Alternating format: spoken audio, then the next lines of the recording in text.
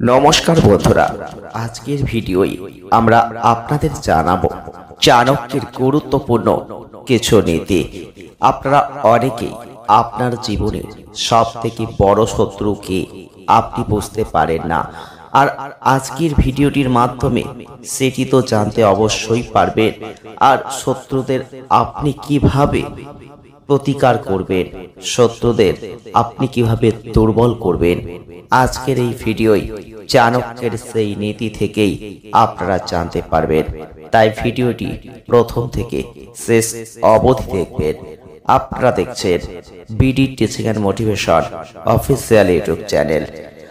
চাণক্যের মতে আমরা লেখাপড়ার মাধ্যমে যা শিখি সারা জীবন আমাদের সেটাই পাথেয় হয়, আর কেউই এই জ্ঞান আমাদের থেকে ছিনিয়ে নিতে পারে না।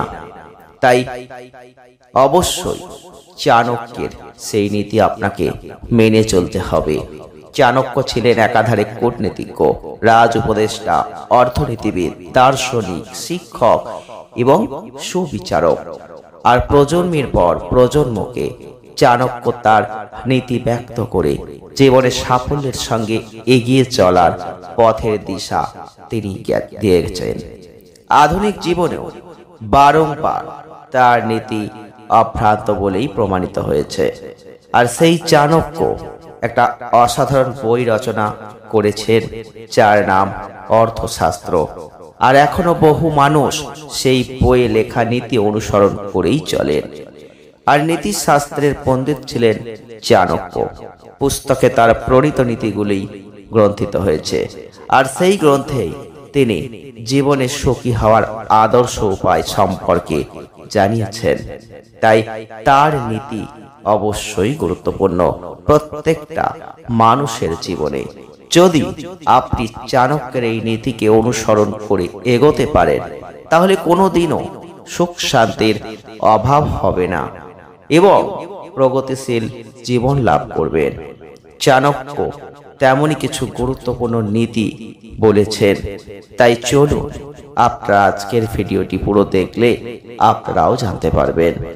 তিনি বলেছেন, বৃদ্ধ এবং নেতৃস্থানীয় ব্যক্তির প্রতি বিনয়ী হতে হবে, কথা বলতে হবে ধীরে মধুর স্বরে, জীবনযাপনের ধরন এমনই হতে হবে যাতে যে কোনো কাজে এবং ব্যবসায় যেন সফলতা আসে। তিনি বলেছেন, অস্থির মনকে শান্ত করুন।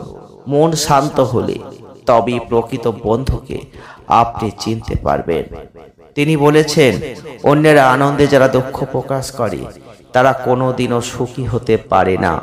আর এই চাণক্য নীতির 13তম অধ্যায়ের 15তম শ্লোকে এই কথার উল্লেখ কিন্তু তিনি করেছেন। তিনি বলেছেন, মনে তৃপ্তি না থাকলে কোনো কাজে আপনি কখনোই সফলতা লাভ করতে পারবেন না। তিনি বলেছেন, রাগ হচ্ছে আমাদের সব থেকে বড় শত্রু, তাকে চিনে রাখুন।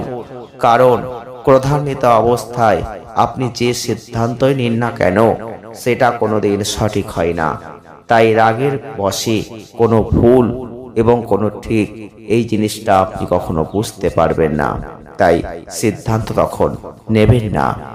তিনি বলেছেন, কখনোই অন্ধভাবে বিশ্বাস করে নিজের সবচাইতে বড় গোপনীয় কথা কারো কাছে ব্যক্ত করবেন না। আর ওই গোপন কথার কারণেই কোনো না কোনো সময় সেই ব্যক্তি আপনার ধ্বংসের কারণ হবে। চাণক্য বলেছেন, সবচাইতে কাছের ব্যক্তি আপনার সব থেকে বড় শত্রু হয়ে যেতে পারে, এটা মাথায় রাখবেন। তিনি বলেছেন, যে জীবন আমরা পেয়েছি তা খুবই ছোট, আমরা আমাদের ভুল থেকেই শিক্ষা নেব। সুতরাং একজন ব্যক্তির উচিত নিজের ভ্রান্তির প্রতি মনোযোগী হওয়া, আর সেক্ষেত্রে প্রত্যেকটা ভুল থেকেই শিক্ষা লাভ করতে হবে।